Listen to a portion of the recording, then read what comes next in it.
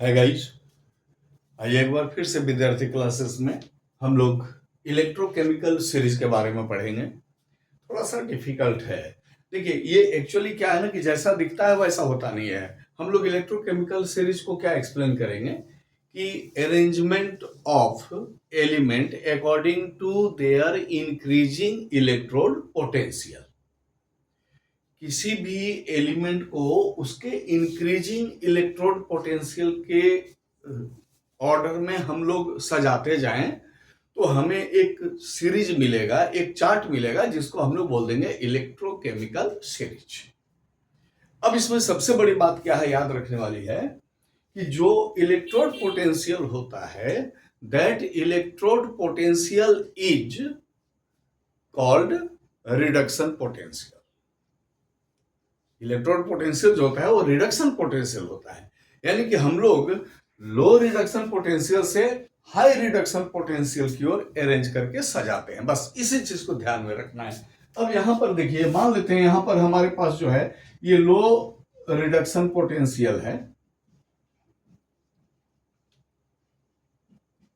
और इसके ऊपर हम लोग चले गए, यहां पर सपोज करो आपकी हाई रिडक्शन पोटेंशियल है।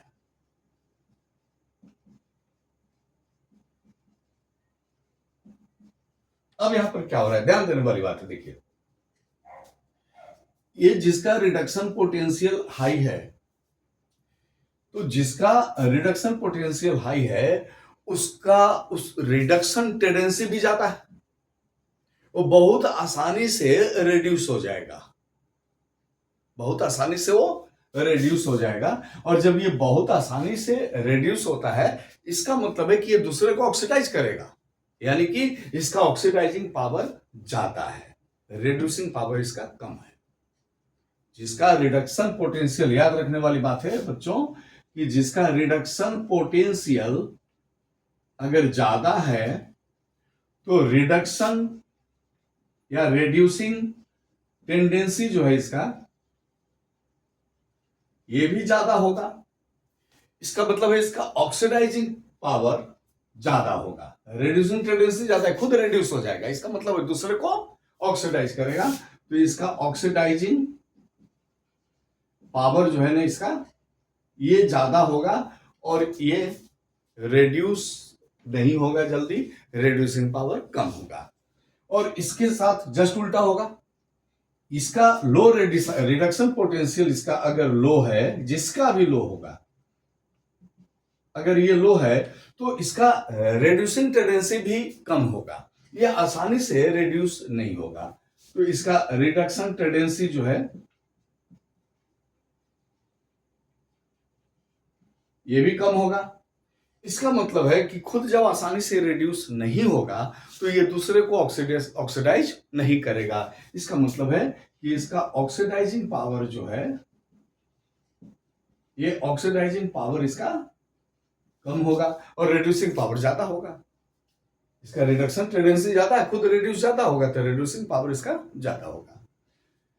अब जैसे हम लोगों के पास देखिए, अगर आप सीरीज में देखिएगा तो जेडन जो होता है ना ये नीचे है, कॉपर जो है वो ऊपर है। जेडन और कॉपर का अगर आप इलेक्ट्रोकेमिकल सीरीज में देखेंगे, इसका मतलब है कि कॉपर का ऑक्सीडेशन हो जाएगा, इसका ऑक्सीडाइजिंग पावर, देखिए रिडक्शन पोटेंशियल ज्यादा है तो ऑक्सीडाइजिंग पावर ज्यादा है, तो कॉपर जो है ये क्या करेगा, ये कॉपर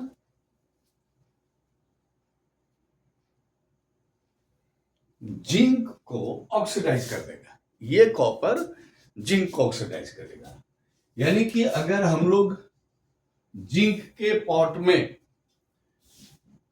कॉपर सल्फेट को रखते हैं तो अब देखिए इन दोनों का कंपेयर कीजिए। कॉपर जिंक जो है ये लोअर रीजन में है, ये लोअर रिडक्शन है, कॉपर का हायर रिडक्शन है, तो हायर का ऑक्सीडाइजिंग पावर ज्यादा होगा। तो कॉपर का ऑक्सीडाइजिंग पावर ज्यादा होगा तो ये कॉपर क्या कर देगा, देखिए ये तुरंत जिंक को ऑक्सीडाइज कर देगा, तो Zn2+ बन जाएगा और उसके साथ ये SO4 आ जाएगा, तो ZnSO4 बनेगा और खुद ये देखिए Zn2+ अलग हो गया, या Z Zn2 प्लस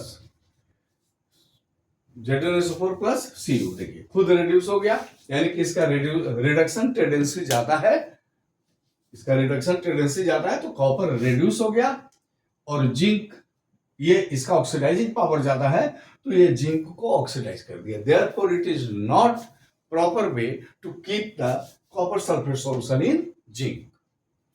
तो ये बात को अगर आप ध्यान में रखिए और ये फॉर्मूला अगर आप समझ गए कि जिसका रिडक्शन पोटेंशियल ज्यादा है वो जल्दी रिड्यूस हो जाएगा और ऑक्सीडाइज दूसरे को जल्दी कर देगा।